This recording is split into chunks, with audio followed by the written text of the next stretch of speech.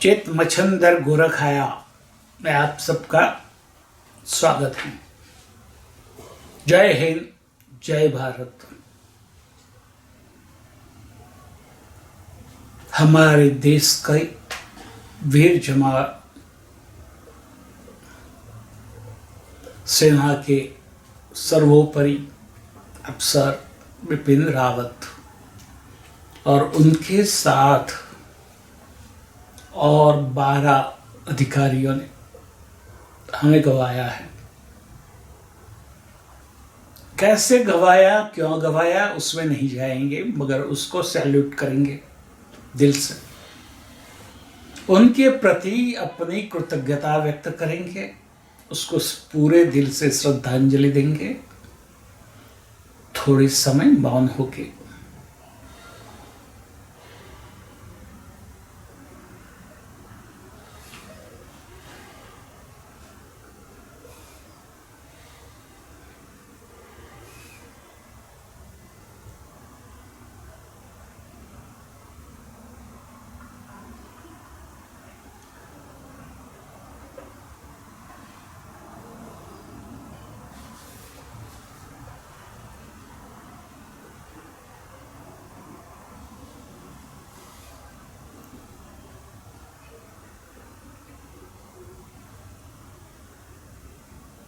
ओम शांति शांति शांति।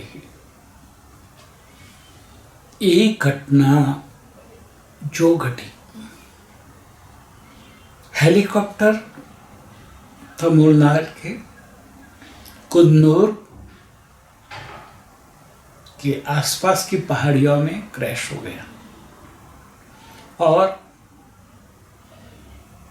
देश ने, मां भारती ने अपने 12 सपुत्र और एक सुपुत्री गंवाई।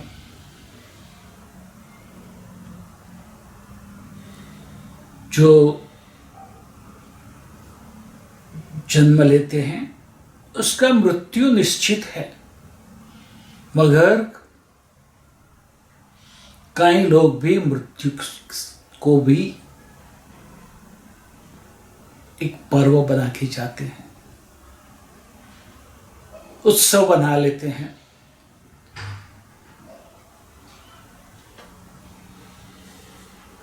हमारे सीडीएस जनरल श्री बिपिन चंद्र रावत और उनके साथी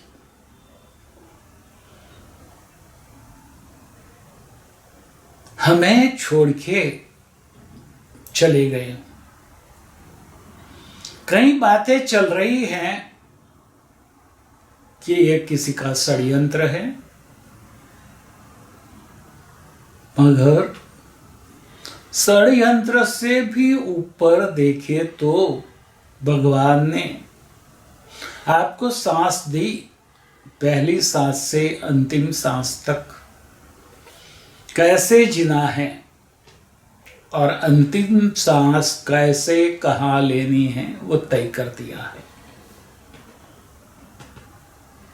तो ये बातों में उलझे वक्त हमें आज ये तय करना है कि हर भारतीय के परिवार से एक एक जनरल बिपिन चंद्र रावत पैदा हो। हम हर भारतीय परिवार में श्री बिपिन चंद्र रावत जैसे एक महान योद्धा पैदा करेंगे। यही श्री सीडीएस जनरल बिपिन चंद्र रावत को और उनके साथियों को हमारी सही श्रद्धांजलि होगी। खुशी नाखुशी की बात नहीं है, मगर वो मृत्यु को भी जीत गए। ये बात हमें समझती है। हमारा देश पूरे विश्व की ईर्ष्या का भोग बना हुआ है और हमारी कमनसीबी है कि हमारे देश में कई सारे लोग भारत के ही दुश्मन बन के बैठे हैं। कई सारे लोग भारत के दुश्मन के साथ पैसे लेकर खड़े हैं। वो कितने हो सकते हैं? लाख, सवा लाख, 2 लाख। 130 करोड़ की आबादी में से यदि ऐसे 5 लाख भी है तो वो 5 लाख के सर को कुचल देना चाहिए। उसको भारत में रहने का अधिकार नहीं है।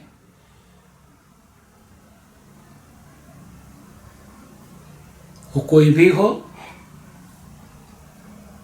फारूक अब्दुल्ला हो, अजरुद्दीन ओवैसी हो, राहुल गांधी हो, अरविंद केजरीवाल हो, अखिलेश यादव हो, ममता बनर्जी हो, उद्धव ठाकरे हो, शरद पवार हो, स्टालिन हो, चंद्रबाबू नायडू हो या कोई भी हो, हमें हमारी सुरक्षा करने का संकल्प करना पड़ेगा। ये मत सोचना कि पुलिस आके हमारी सुरक्षा करेगी। जवान हमारे सरहद पर बैठे हैं, वो सरहद छोड़ के आके हमारी सुरक्षा करेंगे। संकल्प करें, हम हमारी सुरक्षा करेंगे।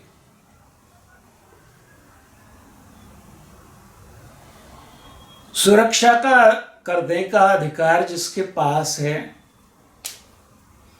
उसको तो हम जानते हैं। हमारे निवृत्त चीफ जस्टिस श्री रंजन गोगोई ने कहा कि न्यायतंत्र भी भ्रष्टाचार से परे नहीं है। एक सेंटेंस समझ लेने की जरूरत है। इसी वाक्य में सब कुछ आ जाता है।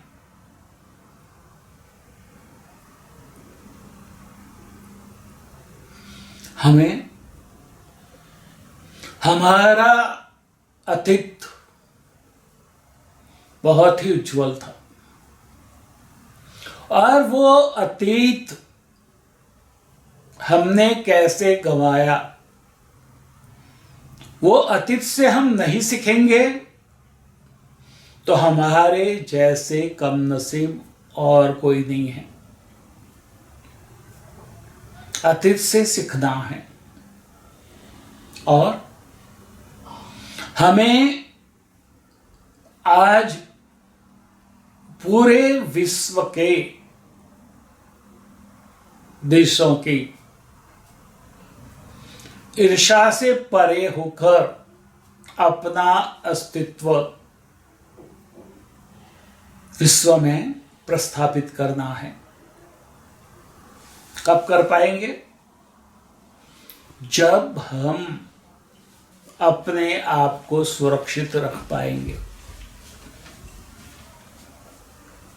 तो संकल्प करें कि हम अपनी सुरक्षा अपने आप करेंगे।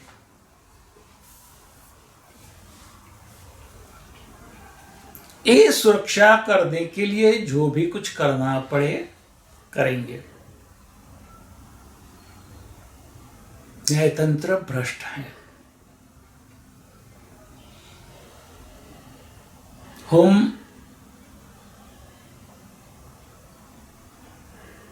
अफेयर्स मिनिस्ट्री भी भ्रष्टाचारियों से भरी हुई है। कोई एक प्रामाणिक आदमी पूरी सिस्टम को भ्रष्टाचार से मुक्त नहीं कर सकता, उसके पीछे सबको खड़ा रहना पड़ेगा। मगर हमें भी भ्रष्टाचार करने की आदत हो गई है। उससे छुटके यदि आप जो भ्रष्टाचार मुक्त भारत बनाने के लिए तैयार खड़ा है, काम कर रहा है, उसको सपोर्ट करके तो देखो आपको क्या मिलता है। एक मध्यम वर्ग के सिवा देश के सारे उद्योगपति और किसान मजदूर सब सरकार से कैसे पैसे उड़ेलना, वही काम में जुटे हैं। मगर वो नहीं समझते कि सरकार के पास पैसे कहां से आते हैं। सरकार के पास जो पैसे हैं वो हमारे टैक्स के पैसे हैं।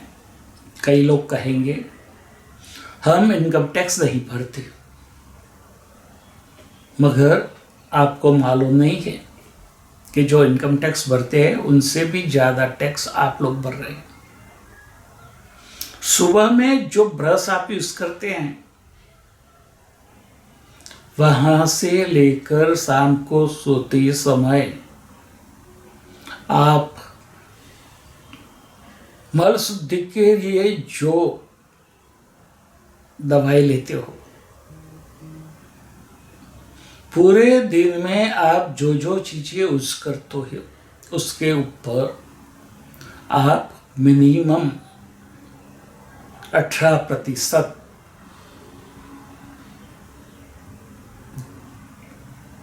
जीएसटी आप गवर्नमेंट को देते हो।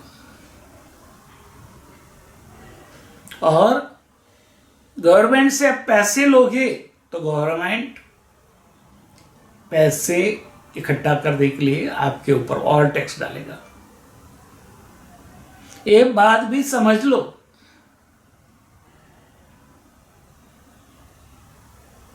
ये हो गया इतना पैसा दे दो, ये हो गया इतना पैसा दे दो।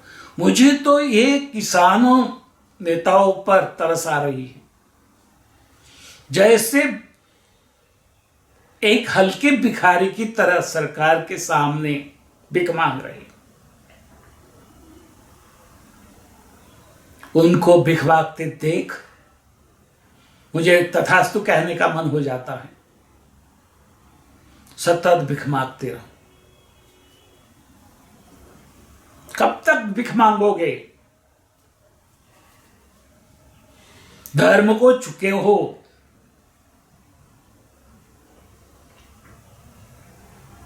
धर्म के मार्ग पर आगे बढ़ो तो आपका सम्मान जो पहले था उससे भी ज्यादा आपको मिलेगा। आज किसान के नाम पर लोग थू कर रहे हैं, नाम सुनते ही भवे उसके ऊपर चले जाते हैं। इसमें भी मैंने जब देखा कि सीडीएस जनरल से बिपिन चंद्र रावत की अंतिम दर्शन के वक्त सो कॉल किसान नेता राकेश टिकैत वहां पहुंच गए एक नेता की तरह। लोगों ने उसके साथ जो व्यवहार किया सही किया, एकदम सही किया। इससे भी तो सीखो। और देश के सारे किसानों के नाम पर कई राज्यों के किसान जिस तरह से अपने पूरे समाज को बदनाम कर रहे थे, वो देखकर लानत आ गई कि अभी ये समय आ गया भगवान को अवतरित होने का। हम कब तक उलझते रहेंगे सरकार पर? और एक बात समझ ले, सरकार की तिजोरी में जो पैसे आते हैं वो हमारे टैक्स के पैसे होते हैं, वो हमारे विकास के लिए खर्च किए जाते हैं। वो आप गलत तरीके से फोर्स करके सरकार से लेकर विकास के कार्य को आगे बढ़ने से रोकते हो। एक समय था पूरे विश्व में कोई भारत को पहचानता नहीं था। आज पूरी दुनिया भारत के सामने एक आशा के बिट बांध कर बैठी है और ईर्ष्या भी हो रही है कि एक ऐसी मिट्टी के बने हुए भारतीय हैं जो मुश्किल से मुश्किल परिस्थितियां से भी उभर जाते हैं और अपना लोहा पूरी दुनिया को मनवाते हैं। और इसीलिए आज चीन, America, Russia, Britain, France, Germany सहित के सारे देश भारत कैसे आगे न बढ़े वैसे प्रवृत्तियों में लगे हैं। ऐसे बाहर से तो हमारे दोस्त होने का दावा करते हैं, मगर वो हमें आगे बढ़ने से रोकने का प्रयास कर रहे हैं और हमारे कई लोग उनको साथ भी दे रहे हैं। अभी समय आ गया है कि हमारे चुनाव के जो नियम हैं उसमें बदलाव करने का। जो पक्ष में लोकशाही नहीं है वो पक्ष को लोकशाही के चुनाव लड़ने की जरूरत नहीं है, उसको चुनाव लड़ने का अधिकार नहीं होना चाहिए। डिमांड करें और हम जो पैसे टैक्स के और इनकम टैक्स के गवर्नमेंट को देते हैं उसका सदुपयोग हो। कई पार्टियां वही पैसे से मतदारों को लांच रिश्वत दे रहे हैं और वही रिश्वत से वोट लेकर 5 साल तक हमें लूटने का अधिकार ले लेते हैं। ऐसे राजकारणियों से हमें सचेत हो जाने की जरूरत है और इस देश में सनातनी सबसे ज्यादा है और उसका आवाज सबसे ऊपर होना चाहिए। ये दिखाने का समय आ गया है। फारूक अब्दुल्ला, महबूबा मुफ्ती वो सब समझ लें कि आप भारत का खाते हैं, हमारे टैक्स के पैसे से खाते हैं और हमारे सामने, भारत के सामने बोलने का आपको कोई अधिकार नहीं है।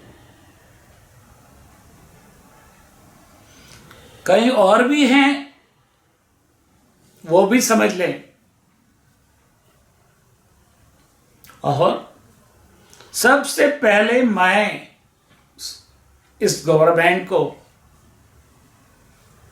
विनती करता हूं कि हमारे न्यायतंत्र को बदले। आज सही न्याय नहीं मिलता और न्याय मिलने में इतना समय निकल जाता है कि वो न्याय अन्याय हो जाता है। तो जो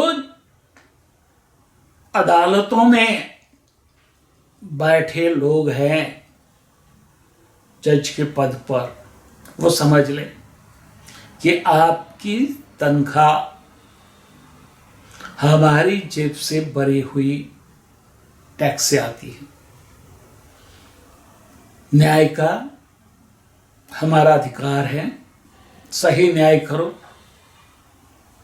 सत्वर न्याय करो,